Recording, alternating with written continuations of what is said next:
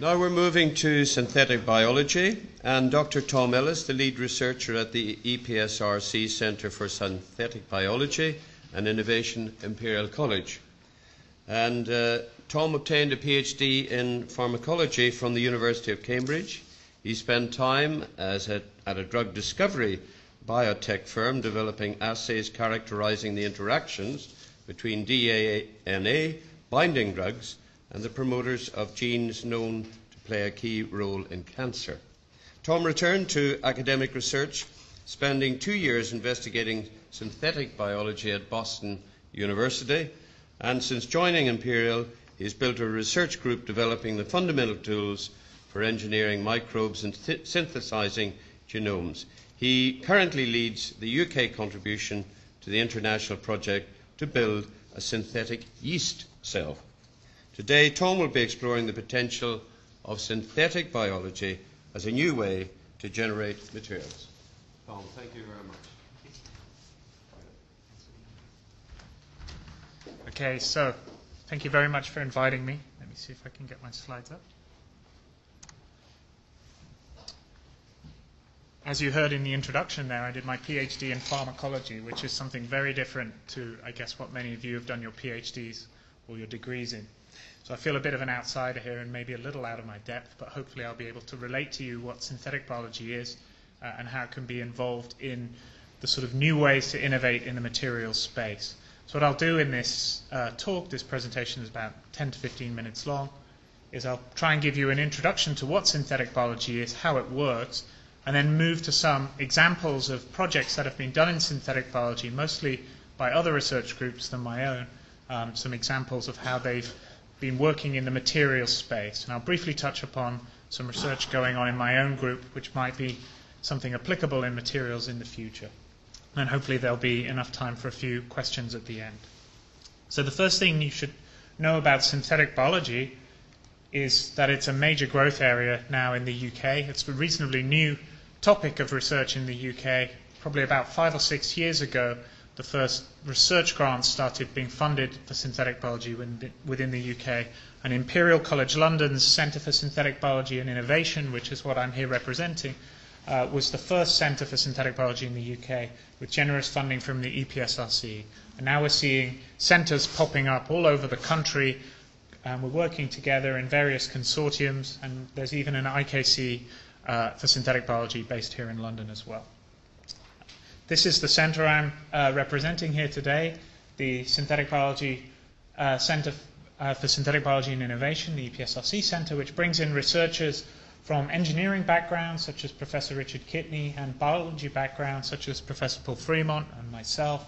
We have some people with chemistry background, and we also involve with social scientists who are looking at how synthetic biology will impact on the world in the future, and particularly how it will impact on society. So you can see there's a whole load of different people coming together for this interesting, exciting new research area. So you're probably now thinking, well, what is it? Well, firstly, these are just some examples of projects going on in my lab.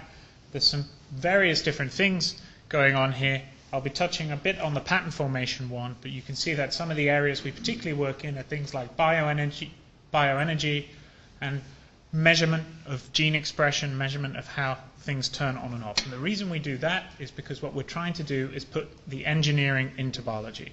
So people have previously talked about genetic engineering since the late 1970s, and there's some great examples of using genetic engineering for things like the manufacturing of insulin. But a lot of what has gone on with genetic engineering has really lacked any sort of form of engineering. Basically, what's been done in genetic engineering is making a few changes to the DNA of cells, such as bacterial cells, with not really much knowledge about why those changes made the cells do what you want, and therefore when you then come to try and do the next iteration, so you change your cell so that instead of making insulin it makes something like human growth hormone, you have to basically go back to square one because you've not done it following an engineering approach.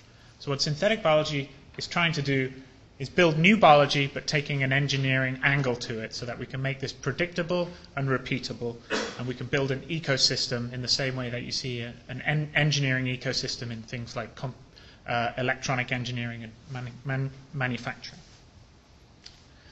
Why now? The reason why now is because we are slowly unraveling, well, not slowly anymore, we're very quickly unraveling the source code for life. We're beginning to understand how all of biology works because we can sequence the genomes of all of the cells that build things such as ourselves, microbes, trees, plankton in the oceans. We're uncovering all their source code by reading it. And what's driving that is the tremendous drop, and you'll see that this is a log scale here, in the cost of sequencing DNA. But what's really cool is not only is the cost of sequencing DNA rapidly dropping, but the cost of synthesis is rapidly dropping as well. So we're able to take code, information stored on computers, in open access databases that you can find online. Any one of you can look them up. And you can take the genome sequence, you can take the bits of it that you're interested in, the genes, and the DNA sequences that encode the control of these genes, and we can send them to companies who will then use chemical techniques to manufacture that DNA for us and send it back to us as something that then we can use. And where we take the engineering side of this is we try and move away from bespoke and get to standardization. We try and make things modular so that our bits of DNA that we're putting together can be clicked together in a very rational and repeatable way. We try to follow an abstraction principle so that people can work at the lower level and pass on their knowledge to people who can work on the higher level. And we bring in design rules. Modeling and simulation is very much part of it. And we try to build an open source innovation ecosystem so that people can share what they know about the way different genes come together and the properties they can give.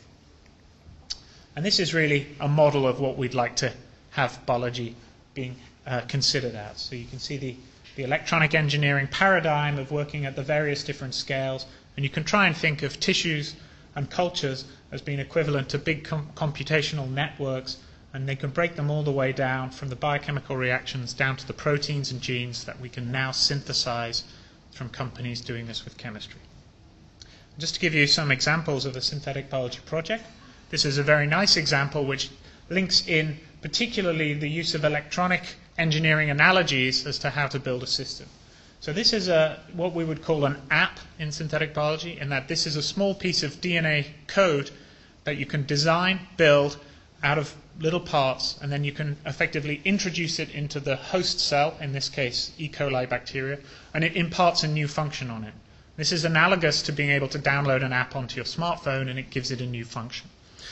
So in this project they took various genes from different organisms. You can see from cyanobacteria that recognize light, E. coli, a phage, which is a kind of virus which likes to control E. coli, and some from various other organisms. And they were able to make this E. coli bacteria be able to detect where light is shown and then produce pigment, not at the area where the light isn't shown or is shown, but at the interface between. So it performs a calculation known as edge detection, which is actually quite a computationally intensive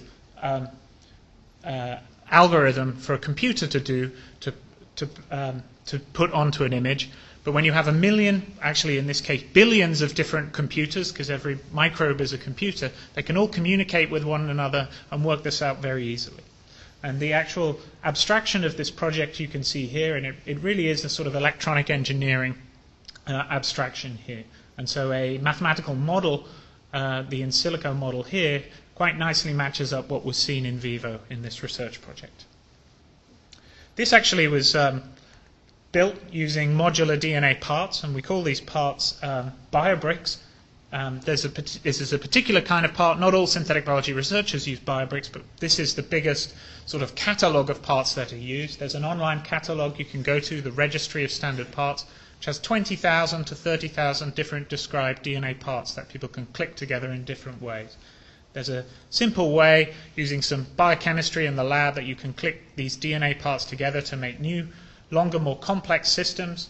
And if you're part of an undergraduate competition known as iGEM, every year you get an open source distributed kit of the top 2,000 or 3,000 most useful parts, which then you can play around with.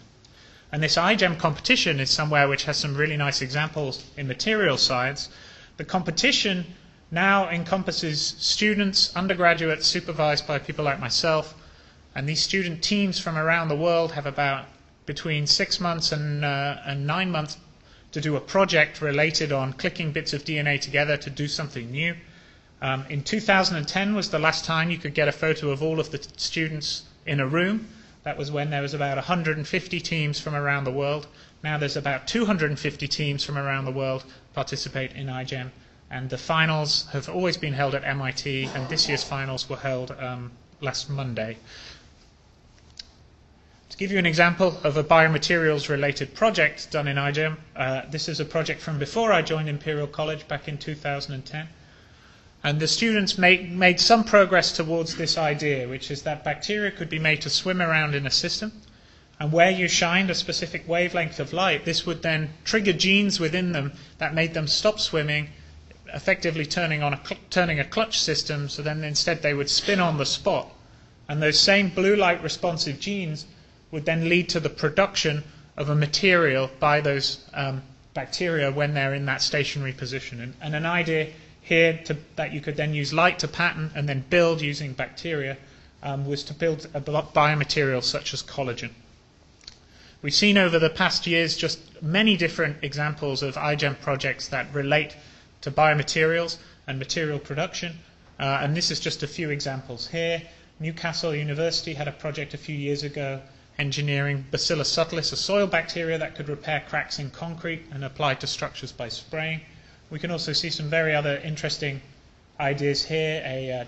A Belgian team in 2011 were able to get their bacteria to synthesize a specific protein which then nucleates ice and can really help with the production of ice. And although I haven't mentioned it here, they did the opposite and also produced a protein that would be an antifreeze. You could have a switch between making ice or getting rid of ice. An Imperial College's team from this summer, which was the third place overall out of over 200 universities from around the world, had a materials-related project. And this was in the synthesis of a biopolymer, poly-3-hydroxybutyrate, by E. coli that they're not eating sugar to make this, they're eating waste. I guess it's a kind of a mix between waste plastics and municipal waste that's been ground up, and they can use this as the energy source to go and build new bioplastics. And the idea in this project, you can go to this website, Plasticity, Imperial iGEM 2013, and find a lot more about it, was to be able to somehow turn the municipal waste through a system and back and be able to 3D print new polymers that we want and make these polymers as well recyclable so that you can have a closed cycle in this system. It was a really interesting project. But it's not just using DNA to encode things such as the production of bioplastics or interesting proteins. You can use DNA itself as a material.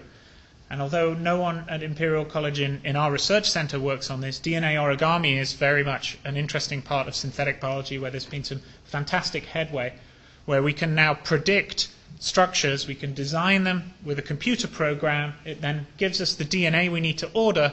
We can then put this DNA together, at least in vitro, and now, to some respects, we're also showing that some of this can be done in vivo as well, inside cells, and we can assemble all sorts of various structures. I particularly like these smiley faces here that are produced.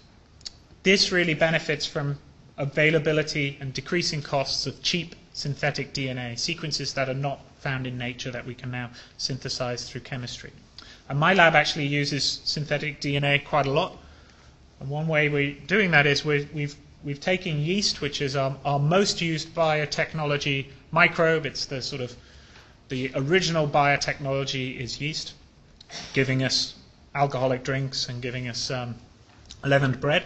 And we're taking the genome of yeast, which is 11 million base pairs in size, and rewriting it using synthetic DNA, making various changes so that we can build up a synthetic yeast. My group is leading the UK contribution to this with funding from BBSRC, but this is now a major international project in 4 different countries, possibly 5 or 6 by the end of this year. And hopefully we'll have our synthetic yeast built in the next 4 or 5 years. So why yeast is, apart from it being the original biotechnology, it's also been shown by some synthetic biology companies, such as the one Amaris, that it's very useful for being able to do production of different interesting and valuable chemicals. So productions of the anti-malarial drug artemisinin has been shown by Amaris, who are scaling up yeast production into very large bioreactors, production of very high-value perfumes, and biofuels as well. They're about to run a jet plane in Brazil that is run entirely on jet fuel that has been synthesized by these yeasts.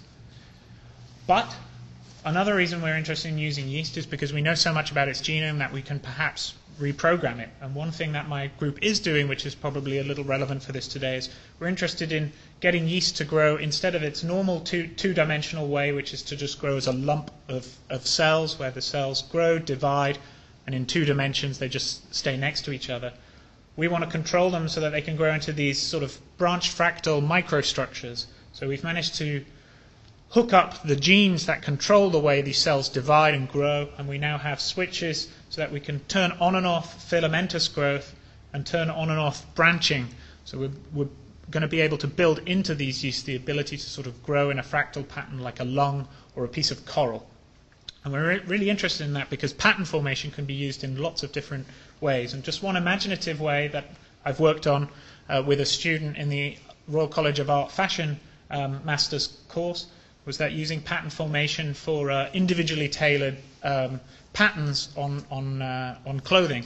And in this example here, we can see some really interesting microbial patterning done just by changing a few genes, in this case in bacteria. And we're able to then take bacteria like that, put into them DNA that encodes the production of pigments that are then left over behind when you kill off the bacteria. And we can now sort of put pigments onto fabric in a way that has been patterned by biology.